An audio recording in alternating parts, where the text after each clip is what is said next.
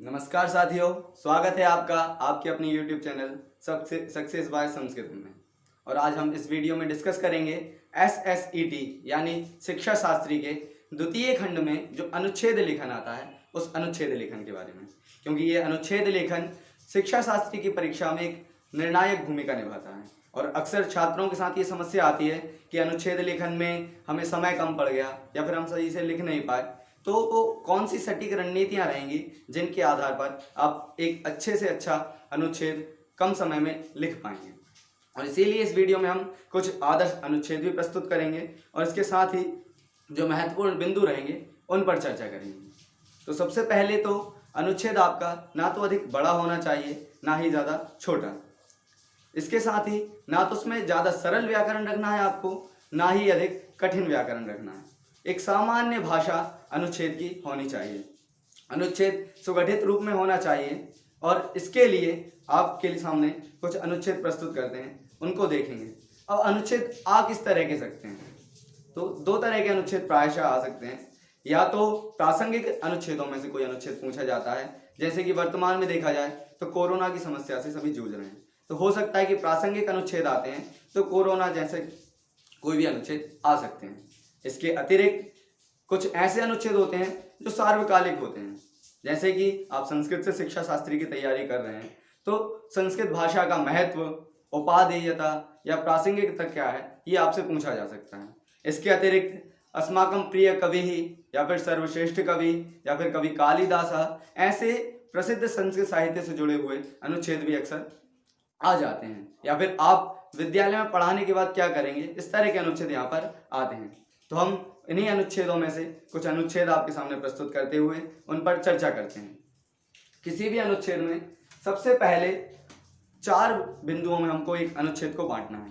पहला रहेगा प्रस्तावना या परिचय कह सकते हैं। हमको यहाँ पर नामोल्लेख नहीं करना है, बस सीधे आपके अनुच्छेद के पढ़ने से समझ में आ जाना चाहिए कि कहाँ प्रस्तावना शुरू हुई है, कहाँ मुख्य बिंदु शुरू हुआ है और कहाँ पर उपसंहार। सबसे पहले आपको परिचय रखना है, जिसमें कि उसका इतिहास या सामान्य परिचय आप रख सकते हैं। उसके बाद आप उसकी प्रासंगिकता रख सकते हैं। उसके बाद जो मुख्य बिंदु है वो कुछ शब्दों में आप रखेंगे और अंत में 2 से 3 लाइन में आपको उपसंहार करना है। और ये चारों बिंदु 2 से 3 लाइन के ही होने चाहिए, जिससे कि आपका अनुच्छेद ज़्यादा बड़ा ना हो। अब जैसे हम संस्कृत के महत्व, वैशिष्ट या उपादेयता पर अगर अनुच्छेद आता है तो उस पर इस तरह का अनुच्छेद हो सकता है कि सबसे पहले हमने परिचय दिया। सर्वासु भाषासु संस्कृत भाषा प्राचीनतमा अस्ति, इयं भाषा देववाणी गीर्वाण वाणी आदि नाम भी सुविख्याता अस्ति, इयं भाषा कठिना न अपितु सरला एव। ये इसका परिचय हो गया। इसके बाद बात आ जाएगी कि इसका पहले का इतिहास क्या रहा है। तो प्राचीन वैदिक काले इयं भाषा व्यवहारिकी भाषा आसीत्। अब इसकी वर्तमान में स्थिति क्या है, तो अद्यापि मध्य प्रदेश से राजगढ़ जनपदे झिरी नामके ग्रामे संस्कृतमेव प्रचलति। इतोपि देशस्य भिन्न भिन्न राज्येषु बहवः संस्कृत ग्रामाः सन्ति। ये इसकी वर्तमान स्थिति हो जाएगी। इसके बाद संप्रति अपि अनेकाः जनाः संस्कृत भाषायां वार्तालापं कुर्वन्ति। तो ये आपने वर्तमान स्थिति बता दी। अब आप संस्कृत का महत्व क्या है या फिर वर्तमान में चर्चा क्यों कर रहे हैं, उस बारे में बात करेंगे।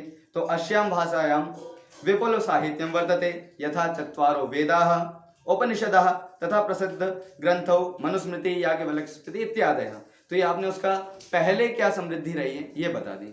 अब आज इसे जोड़ेंगे तो संस्कृत भाषायां आधुनिक प्रांतीय भाषाणां जनन्याः सर्वे गुणाः सन्ति, अस्याः व्याकरणं परिपूर्णमस्ति, संगणकस्य कृते अपि अत्याधिको उपयोगी अस्ति।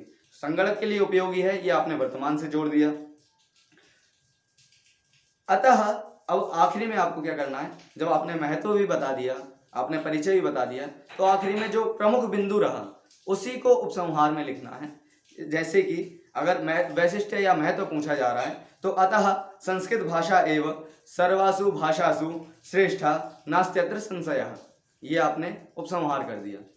इसकी अपेक्षा यदि आपसे पूछा जा रहा है प्रचार प्रसार किमर्थम करनी है, तो यही पूरे अनुच्छेद में अंत में आप जोड़ सकते हैं कि अतः संस्कृत भाषा सर्वासु भाषासु श्रेष्ठा नास्त्यत्र संशयः अतएव एतस्याः प्रचारः प्रसारः च अत्यावश्यकः। तो अंतिम उपसंहार जो है वो आपको अपने शीर्षक के आधार पर निर्धारित करना है। अब हम द्वितीय अनुच्छेद को देखेंगे जो कि प्रासंगिक अनुच्छेदों में से संभाव्य है, कोरोना संक्रमण। तो कोरोना संक्रमण में भी क्या करना है, पहले उसका परिचय रखना है, फिर इसका आया कहाँ से, इसके लिए क्या क्या उपाय किए गए, और आखिरी में उपसंहार। ठीक है। तो कोरोना संक्रमणेन संपूर्ण विश्व त्रस्तः अस्ति। ये परिचय हो गया। कोरोना नामकोऽयं संक्रमणं चीन देशे उत्पन्नः शनैः शनैः विश्वे सर्वेषु देशेषु स्वस्य प्रभावं प्रदर्शयन् अस्माकं देशे अपि बहुवेगेन आगतम् अस्ति। ये क्या हो जाएगा, इसकी स्थिति कहाँ से आया और कहाँ तक पहुँचा। तो इसके लिए उपाय किए गए। तो वहाँ पर हम लिखेंगे केंद्र सर्वकारेण प्रप्रथमं देशे गृह निबंधनम। कोष्टक में ऐसे जब शब्द आते हैं जिनको वेरिएबल्स कह सकते हैं, जिनका कि एज इट इज संस्कृत में नहीं है, जो नए शब्द हैं उनको हम कोष्टक में इंग्लिश में भी लिख सकते हैं या उसका हिंदी अनुवाद भी लिख सकते हैं। जैसे कि गृह निबंधनम के बाद हम कोष्टक में लॉकडाउन लिख सकते हैं।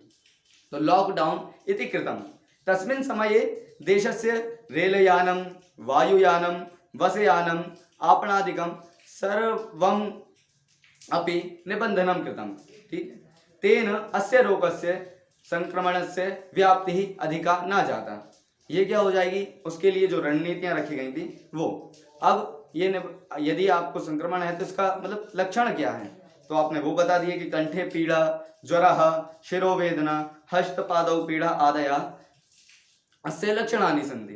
तो ये क्या हो जाएगा, आपके लक्षण हो जाएंगे। अब इनसे बचने के लिए आपको क्या करना है, तो उसमें अधुना सर्वकारेण राज्य स्तरीयेषु नियमाः निर्धारिताः देशस्य उद्घाटनमपि शनैः शनैः जायमानमस्ति। ये वर्तमान स्थिति हो गई भाई, पहले तो लॉकडाउन था, लक्षण ये हैं, लेकिन अब क्या है, अब धीरे धीरे खोला जा रहा है। इसके बाद आपको क्या करना है, तो वैज्ञानिक अनुसार ही अस्य औषधि रूपेण मास्क, सामाजिक दूरी इत्यादि निर्धारितं कृतम्। येन संक्रमणस्य प्रसारः न भविष्यति तथा सैनिटाइजर इत्यस्य उपयोगः वारं वारं हस्तफेनकेन हस्तप्रक्षालनं च एतादृशाः उपायाः कर्तव्याः। तो ये क्या हो गया आपका, जो उसके लिए आपको रोकथाम के उपाय थे वो भी आपने बता दिए। आरोग्य सेतु इति ऐप इत्यस्य च दूरवाण्याम् अनिवार्यत्वेन उपयोगः करणीयः। ये आपने रोकथाम के उपाय बता दिए। आखिरी में आप चाहें तो कोई भी ऐसा स्लोगन रख सकते हैं जो कि बहुत प्रसिद्ध रहा है, जरूरी नहीं है वो संस्कृत में ही हो। जैसे कि आप चाहें तो हिंदी में 2 गज की दूरी, मास्क है जरूरी, ऐसे स्लोगन रख सकते हैं जो कि आप यदि ब्लैक पेन से लिखेंगे तो और ज़्यादा अच्छा रहेगा। तो इस निबंध में भी क्या रहा कि यदि आपके निबंध में पूछ रहा है कि यदि आपके अनुच्छेद में पूछ रहा है कि ये कोरोना से रोकथाम के उपाय क्या रहेंगे, तो आपको आखिरी में रोकथाम के उपाय रखने हैं। यदि पूछ रहा है कोरोना संक्रमण क्या है, तो आपको परिचय रख के उपसंहार में भी एवं प्रकारेण ज्ञातम भवति यत् कोरोना संक्रमणम आविश्वम त्रासयति। ठीक है, ऐसा रख सकते हैं। या फिर अगर वो पूछ रहा है कि कोरोना आया कहाँ से, तो वही आपको उपसंहार में क्या रखना है, जो आपका शीर्षक है उसी के आधार पर आपको उपसंहार निर्धारित करना है। इसके अलावा यदि एक और संस्कृत साहित्य के अनुच्छेदों में हम चर्चा करें तो महाकवि कालिदास का अनुच्छेद आ सकता है। उस अनुच्छेद में भी हम ऐसे ही प्रारंभ में परिचय कि महाकवि कालिदासः सर्वेषु कविषु अग्रगण्यः वर्तते, ऐसा प्रारंभ रख दिया। इसके बाद उनके स्थिति और जन्म स्थान के बारे में पता नहीं है तो वही लिखेंगे कि इनका इतिहास क्या रहा है। इसके बाद उनकी प्रमुख कृतियां कौन सी रही हैं वो आपने बता दिया। अब प्रमुख कृतियों में भी जो प्रमुखता है, जैसे कि मेघदूतम उनका ग्रंथ ऐसा रहा है कि उसी के बाद खंड काव्यों की एक परंपरा प्रचलित हो गई, तो वो आप उसमें बता देंगे।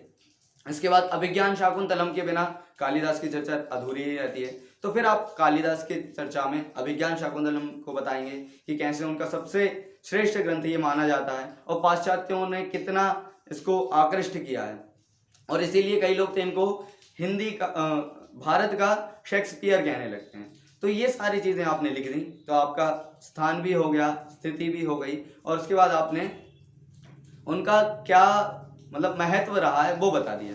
अब यदि प्रासंगिकता पूछी जा रही है अनुच्छेद में, तो प्रासंगिकता में आप क्या कर सकते हैं कि उनकी जो सूक्तियां हैं उन सूक्तियों को प्रासंगिकता में ले सकते हैं कि उन्होंने अपने ग्रंथों में ऐसी कई सूक्तियां लिखी हैं जो लिखी तो उस समय में थी, लेकिन उनका आज भी ऐसा के ऐसा उपयोग किया जा सकता है और किया जा रहा है, और जो आज भी चरितार्थ हैं। जैसे कि यांचा मोगा वर मधिगुणे नाद में लब्ध कामा, यानी कि आपको यदि कुछ मांगना है तो जो गुणी व्यक्ति है, जो श्रेष्ठ है, उससे ही मांगे, भले आपका कार्य पूरा हो पाए या ना हो पाए।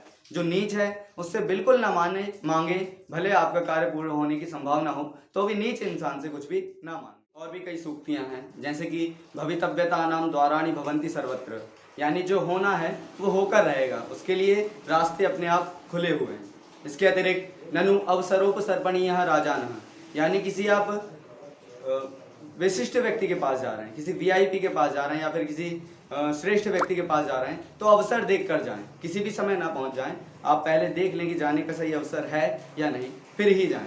तो ऐसी जो सूक्तियां हैं जो कि उन्होंने उस समय में लिखी लेकिन आज भी उतनी ही चरितार्थ होती हैं, ऐसी सूक्तियां आप उसमें रख सकते हैं। लेकिन कब रखना है? अगर उन्होंने प्रासंगिकता पूछी है तो, वरना आपका अनुच्छेद बड़ा हो सकता है। तो आप चाहें तो अगर प्रासंगिकता पूछी जा रही है तो इस तरह की सूक्तियों का उदाहरण दे सकते हैं। उसके बाद आखिरी में वही उपसंहार आ जाएगा। उपसंहार में अगर आपने अस्माकं प्रिय कवि लिखा है तो नीचे लिख देंगे अतएव मम प्रिय कवि कालिदास वर्तते। अगर उसमें पूछा गया है कालिदास से वैशिष्ट्यम, तो फिर लास्ट में वही पहली जो लाइन लिखी थी वैसी ही लिख सकते हैं कि अतएव सिद्धम भवति यत् सर्वेषु कविषु कालिदासाय एव सर्वश्रेष्ठा नास्त्यत्र संदेह।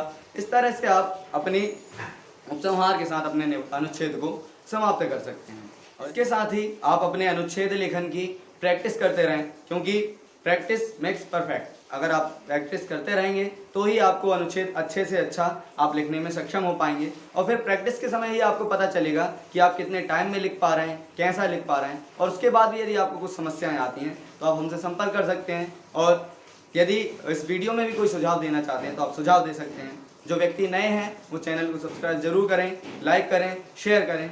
धन्यवाद।